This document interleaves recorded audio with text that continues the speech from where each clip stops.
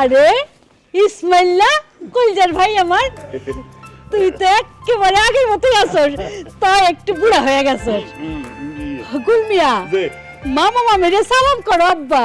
আচ্ছা আচ্ছা আচ্ছা সালাম সালাম সালাম সালাম সালাম করতে হবে, সালাম করতে হবে, সালাম করতে হবে। মামি ঠিক আছে বুবু, আফলাতুন বুবু, শুনো জুম্মি, তোমার একমাত্র ননাস, বড় ননাস। একমাত্র জীবিত নানাস। জীবিত। আসসালামু আলাইকুম। ওয়ালাইকুম আসসালাম। আই লাভলি, ওনাদের পোটলা পুটলি নিয়ে ভেতরে এসো। জি ম্যাডাম, সামথিং ইজ ইন্টারেস্টিং। বুবু, এই না না না, লাগবে না, আমি নিজেই পারবো। চল ভাই আমরা যাই।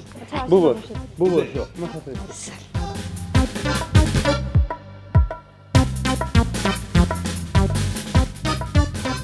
বাবা, এটা তোমার আফলাতুন বুবু? হে মা, কি খ্যাত! আচ্ছা, এই মহিলা এত সুন্দর করে চিঠি কিভাবে লিখে? ঝুমনি, লেখাপড়া দারিদ্রের সঙ্গে রিলেটেড না। এখানে তো রুচির বিষয়টাও আছে। লাভলি কি ভাবছে আল্লাহই জানে। আচ্ছা, এখন এসব বাদ দাও তো তোমরা, যেটা হওয়ার সেটা তো হয়ে গেছে। এখন আমাকে ক্লিয়ারলি বলো তো, ওরা থাকছে কোন ঘরে? কেন গেস্ট রুমে? অসম্ভব, পরশু আমার বান্ধবী সামান্তা আসছে, ওরা যদি গেস্ট রুমে থাকে তাহলে সামান্তা কোথায় থাকবে? তাহলে এখন কি করব, কোথায় রাখবো ওদেরকে? ঠিক আছে, লাভলিকে বলে দাও ওনাদেরকে সার্ভেন্টস রুমে থাকার ব্যবস্থা করে দিতে। তাই ভালো হয়। তাহলে লাভলিকে ডাকি না? ঠিকই বলেছ মা, আমি যে দেখি লাভলি আবার ওদেরকে গেস্ট রুমে না ঢুকিয়ে দেয়। হ্যাঁ হ্যাঁ।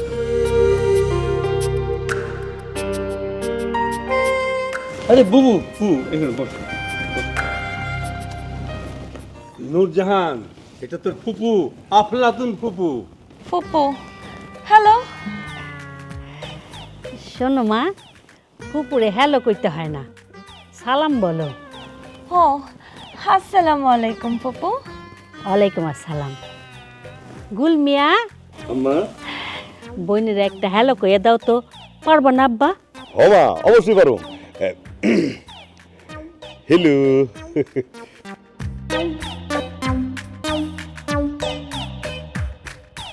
এই মাইয়াটা কেডা, চিনতে পারলাম না তো।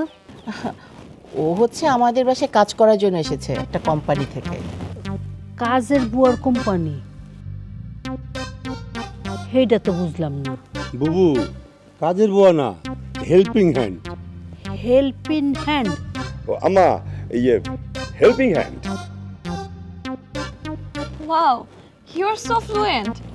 বুবু, তোমরা আগে ফ্রেশ হয়ে নাও। কি বলো? হ্যাঁ হ্যাঁ, লাভলি।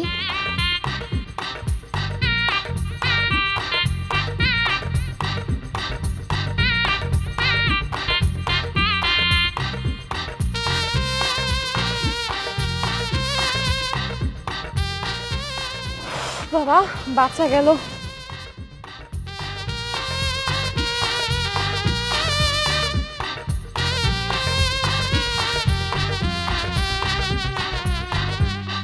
এত নোংরা ঘর বাড়ি কেটাই ছিল রে মা এখানে? আন্টি, এখানে একটা গেস্ট ছিল আগে, বাট বেশ জঙ্গলি। মনে হইতেছে তো গরু ছাগল ছিল। না মা, গরু ছাগল না, মানুষই আছিল। তো গরু টাইপ। হ্যাঁ, ওই যে হচ্ছে ওয়াশরুম আন্টি, ওখানে টাওয়াল সাবান সবকিছু আছে, আপনারা ফ্রেশ হয়ে নেন। আমি তাহলে এখন আসি আন্টি।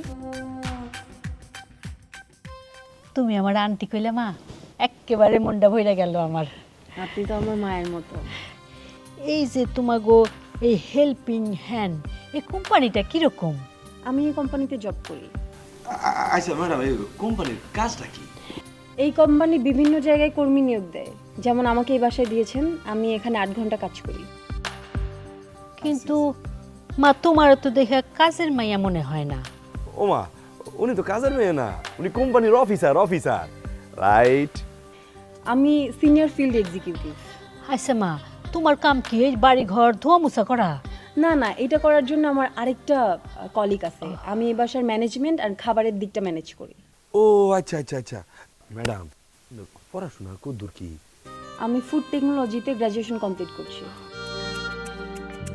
আর তাছাড়া আমি আইন নিয়েও পড়াশোনা করছি। তাইলে তো আপনার কিন্তু আমার কাজে লাগবে না মা। যেমন এদিকে আসো, এদিকে আসো।